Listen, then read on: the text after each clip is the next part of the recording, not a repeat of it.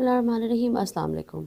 Pregnancy के पहले 3 महीने में कौन सी डाइट आपको लेनी चाहिए, कौन सी अलामात का होना नॉर्मल है और कौन से वार्निंग साइंस हैं और कब आपको डॉक्टर के पास जाना चाहिए, किन चीज़ों से अवॉइड करना है, आज हम सब इसी टॉपिक पर बात करेंगे। मेरा नाम डॉक्टर फातिमा है और आप देख रहे हैं health guide by doctor Fatima Hashmi.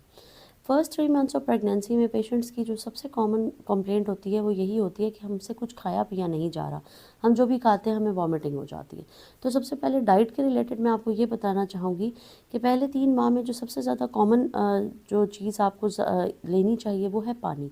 यानी पानी का इस्तेमाल आप ज़्यादा करें। अब पानी अगर एट वंस आप पूरा 1 ग्लास या 2 ग्लास ले लेंगे तो डेफिनेटली उससे वॉमिटिंग होगी। पानी को आपने इस तरह से लेना है कि सिप्स बना कर लेना है। आप कोई बॉटल अपने पास रख सकते हैं, थोड़ी थोड़ी देर के बाद सिप्स लें। खाने के साथ भर के 1 ग्लास पानी लेने की ज़रूरत नहीं है, थोड़ा थोड़ा करके पानी पिएं। जब आप थोड़ा थोड़ा करके लेंगी तो उससे आपका पानी पीने के बाद आपको वॉमिटिंग नहीं होगी।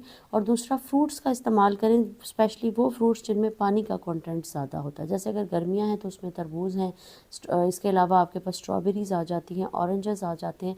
ये वो फ्रूट्स हैं जिनको खाने से आपका नौजिया जो है वो बेहतर होगा और आपको वॉमिटिंग जो है वो नहीं होगी। इसके अलावा बहुत ज़्यादा अगर सालन रोटी नहीं खाया जा रहा तो इसमें आपको परेशान होने की ज़रूरत नहीं है। फर्स्ट 3 मंथ्स में आपको बहुत ज़्यादा सॉलिड डाइट लेने की ज़रूरत नहीं होती, इससे आपके बच्चे के ऊपर कोई बुरा असर नहीं पड़ेगा।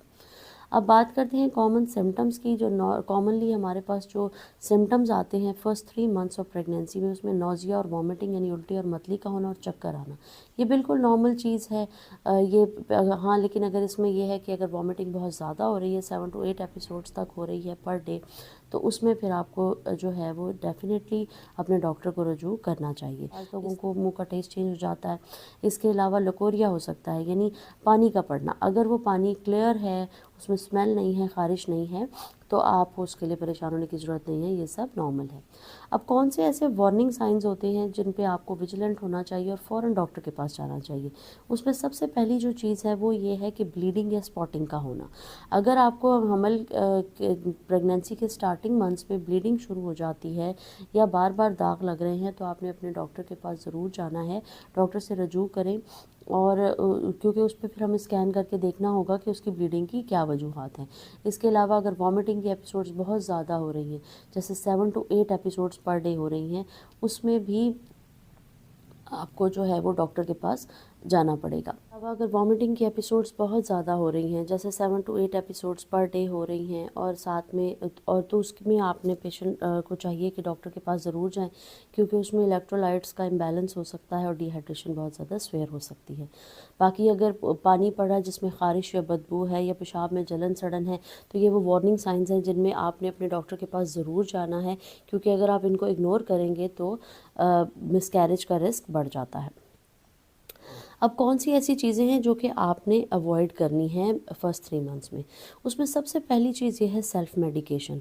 हमारे यहाँ एक ट्रेंड पाया जाता है कि जब भी किसी को कोई प्रॉब्लम होता है तो वो मेडिसिन घर में कोई पड़ी है तो वो खुद ही यूज़ कर लेते हैं, या घर में किसी ने कोई मेडिसिन ऑलरेडी कोई यूज़ करा तो वो बता देता है और वो यूज़ कर लेते हैं। तो प्रेगनेंसी में आपने ऐसा नहीं करना, क्योंकि मेजॉरिटी जो मेडिसिन हैं वो प्रेगनेंसी में बच्चे के लिए बिल्कुल भी सेफ़ नहीं होती।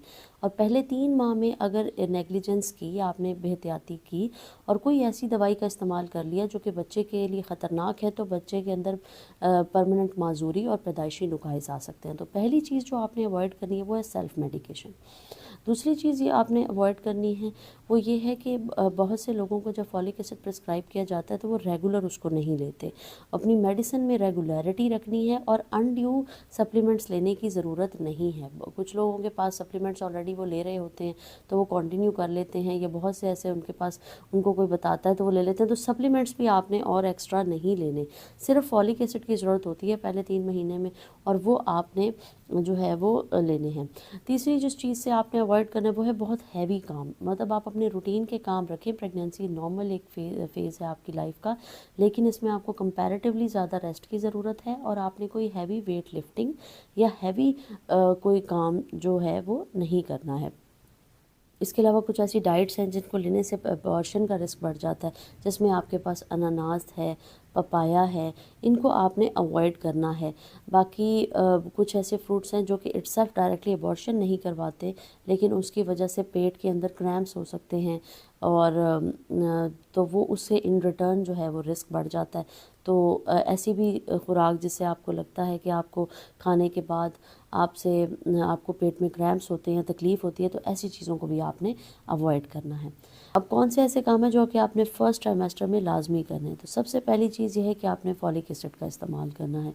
फॉलिक एसिड आइडियली तो प्रेगनेंसी से 3 माह या 1 माह पहले लेना चाहिए, लेकिन चूँकि हमारे यहाँ प्री कंसेप्शनल काउंसलिंग का ट्रेंड नहीं है और लोग पहले डॉक्टर के पास नहीं आते, तो आपने जैसे ही प्रेगनेंसी होती है आपने लेना स्टार्ट कर देना और फर्स्ट 3 मंथ्स तक फॉलिक एसिड लेते रहना है। दूसरी इंपॉर्टेंट चीज़ ये है कि आपने फ़ौरन से डॉक्टर के पास बुकिंग लाजमी करवानी है। बुकिंग का फ़ायदा ये होगा कि बहुत से ऐसे इश्यूज़ जो कि प्रेगनेंसी से पहले अनडायग्नोज्ड होते हैं, वो डॉक्टर के पास जाके जब हम टेस्ट करवाते हैं और आपकी हिस्ट्री लेते हैं, उससे वो बहुत से इश्यूज़ डायग्नोज हो सकते हैं जो कि इन द लॉन्ग रन आपकी प्रेगनेंसी को अफेक्ट कर सकते हैं। तो डॉक्टर के पास बुकिंग करवाना और फॉलिक एसिड का लेना बहुत ज़्यादा ज़रूरी है। अब तीसरी इंपॉर्टेंट चीज़ ये होती है कि आपका एक डेटिंग स्कैन हो। जैसे ही आपकी प्रेगनेंसी हो तो हम उसमें 7 to 8 वीक्स पर एक डेटिंग स्कैन करते हैं, जिससे हमें प्रेगनेंसी के वीक्स का भी पता लग जाता है, फीटल हार्ट बीट का भी पता लग जाता है और हमें लोकेशन का भी पता लग जाता है। और जब एंड ऑफ फर्स्ट ट्राइमेस्टर में एक अल्ट्रासाउंड किया जाता है जिसको नकल ट्रांसल्यूसेंसी स्कैन कहते हैं, वो करवाना भी बहुत ज़रूरी है, क्योंकि उससे डाउन सिंड्रोम के रिस्क का काफ़ी हद तक पता लग जाता है। तो ये कुछ इंपॉर्टेंट चीज़ें थी जो कि आपको फर्स्ट ट्राइमेस्टर में लाजमी करनी चाहिए। अगर आप इन टिप्स को फॉलो करेंगे तो इंशाल्लाह बहुत सी कॉम्प्लिकेशन से आप बच सकते हैं। ये थी आज की वीडियो अच्छी लगे तो इसको लाइक कीजिए, इसको शेयर कीजिए, चैनल को सब्सक्राइब कीजिए और बेल आइकन को प्रेस कर दीजिए ताकि मज़ीद आने वाली इन्फॉर्मेटिव वीडियोज़ आप तक पहुँच सकें।